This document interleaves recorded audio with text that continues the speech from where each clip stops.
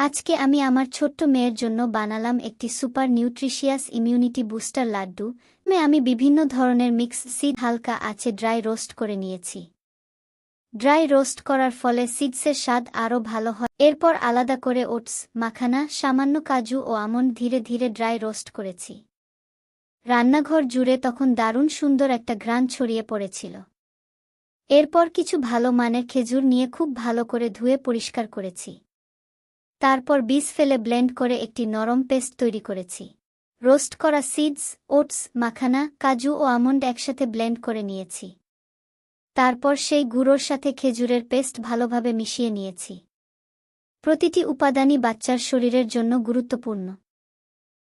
Oats ফাইবারের ভালো উৎস, মাখানা ক্যালসিয়াম ও মিনারেলে সমৃদ্ধ, কাজু ও আমন্ডে রয়েছে স্বাস্থ্যকর ফ্যাট ও প্রোটিন, আর সিডসগুলোতে রয়েছে ওমেগা-3 আয়রন ও নানা ধরনের ভিটামিন। সব উপকরণ একসাথে মিশে যখন সুন্দর একটি ডো তৈরি হয়ে গেল, তখন আমি সেটিকে ছোট ছোট গোল লাড্ডু না বানিয়ে লম্বা ফিঙ্গার শেপে তৈরি করেছি। কারণ আমার মেয়ের এখন নিজে হাতে খাবার ধরার অভ্যাস হচ্ছে। এই আকারে বানালে সে সহজে হাতে ধরতে পারে, খেতে পারে এবং তার ফাইন মোটর স্কিলও উন্নত হয়।